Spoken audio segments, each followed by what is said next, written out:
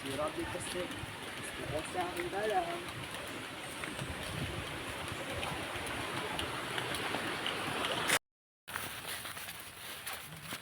Wait. Di. Ay, dyan tayo na daan. Malapit na kami sa ilog ngayon. Nakikinig ko na yung mga agos doon sa baba.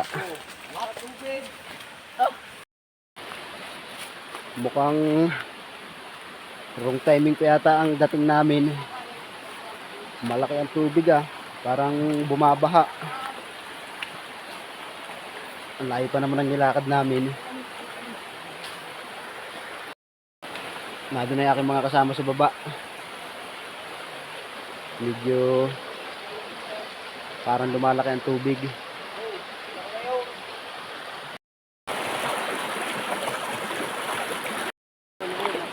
Medyo lumalaki ang tubig ngayon Ano ulam natin to?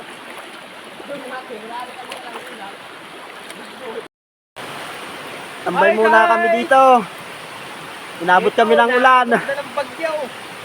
Silong-silong muna habang nagpapahinga. Ito yung isang magandang layon dito.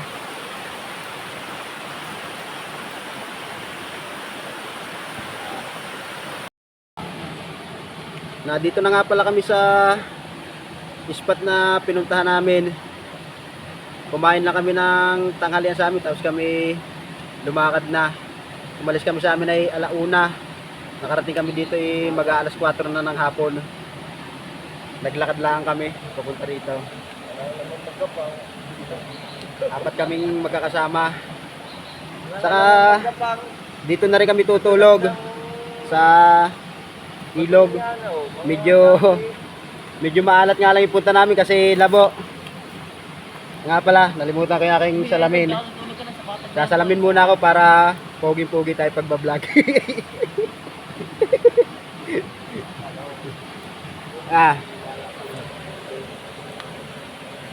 Pogi na nga ba?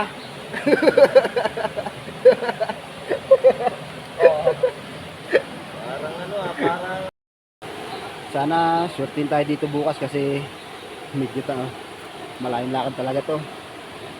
Sana makahuli tayo bukas ng maganda-ganda. Suswertin tayo mga tol. Ring ang dalawa natin ka na mga tol.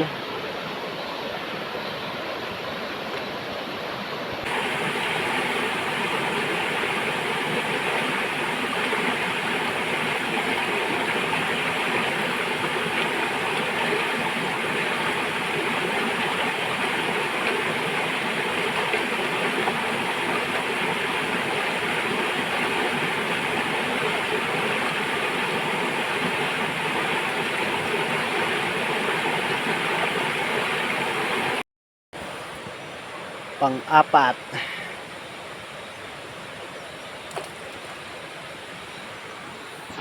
Sana makahuli.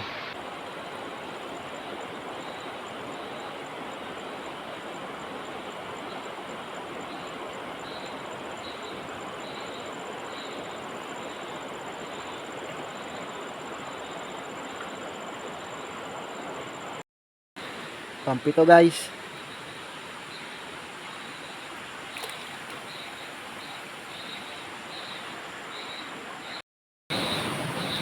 Mga tol, medyo inalat ako ngayon. Nagtaka na ako, nadulas ako. Yung isang rolyo ko na talim, nalaglag. Hindi ko na makuha, ang lalim. Bale, mapapakana ko lang ngayon. Siguro baka mga 12 talim na lang. Kasi yun lang ang natira sa akin eh. Sinisisid ko pero hindi ko makuha, talagang malalim siya. Saka ang lakas ng agos. Doon ako nadulas mga tol, dito pa ibaba. Naanod dito yung aking kawil na isang rolyo. Isang pulunan. Yung ganito. Ito na lang ang natira sa akin, itong isang to. Medyo hindi maganda ang pagkakanako ngayon. Siguro bukas ko na lang ipapakita sa inyo pagbibideo ang aking pamamandaw. Aray mga tol, ang aking mga kasama.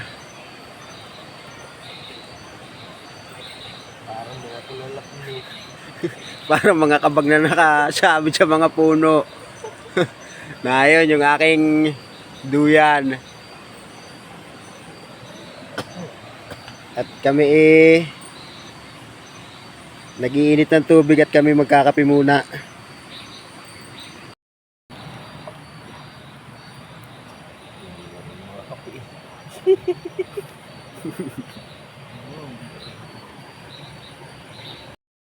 Yun, sumigaw yung kasama ko, may huli na daw. Naka-jackpot yata sila ng isa. Parang malaki yung kanilang kinukuha doon, hindi nila makuha-kuha.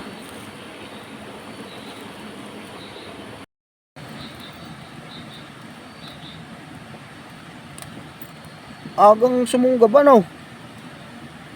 Lumabas agad. Nandun kasi nilagay ko doon sa wala na. Tanggal na? Ginawa na. Eh, Ayan, eh siya, wag mo na ilabas. Eh? Wag mo na ilabas. Kasi natin lalagay power time tubig. Ang sabitan? Sabi mo sa akin. Oo nga.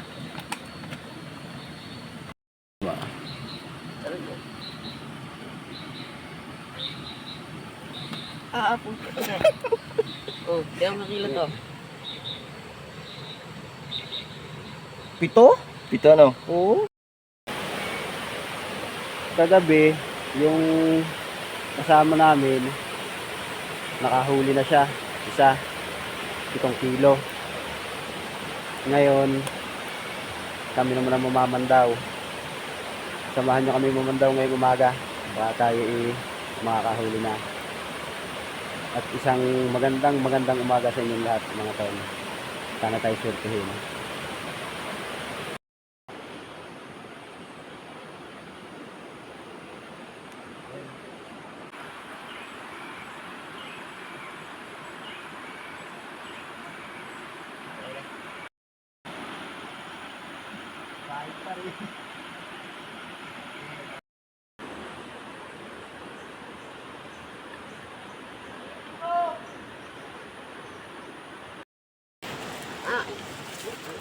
Tatlo na lang yung papandawin natin. Pero mukhang wala talagang pag-asa.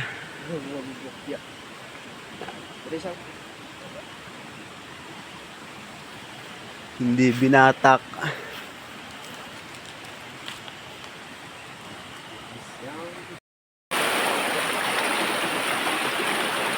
Nabok kaya tayo ngayon mga tol.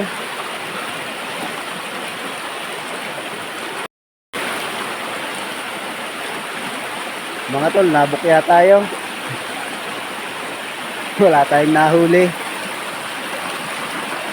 Pero pasalamat pa rin ako kasi yung kawil kong mga naanod, yung nalaglag sa akin kahapon ako nagkakana, nakuha ko. Nasisid ko yung mga kawil ko sa layon. Buti na lang yung kasama ko may dalang antipara saka flashlight kaya nakuha ko. Okay na rin yun. Hindi na masama yun kasi kahit tayo nabukya, nabawi naman natin yung ating mga kawin. Siguro baka bawi na lang uli ako mga susunod na kanaan natin. Sige, paano mga tol? Uwi na ako. Ayun mga tol yung aking mga kasama. May huling isa kong kasama, 7 kilo. Kagabi pa lang huli niya na yan. Kaya sigurado na siya. Hindi na nadagdagan yung huli mo? Wala. Ano? Ano idadagdag? dyan pa. Ito na kami mga tol, naglalakad. Ang layo na naman ang lakad namin. Bukya pa.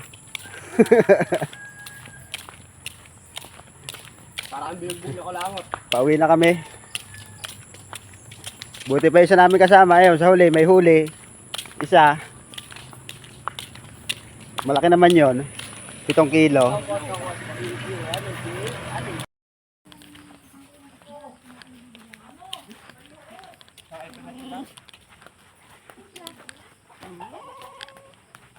Dito nagdaan siya. Patbay? Hindi. Bukya ako, darling. Eh. Ano nga? Uy. Bukya nga. Uy. Bebe! Bebe! Hindi nga. Ba't nakabidyo pa yan? Patay mo na nga yan.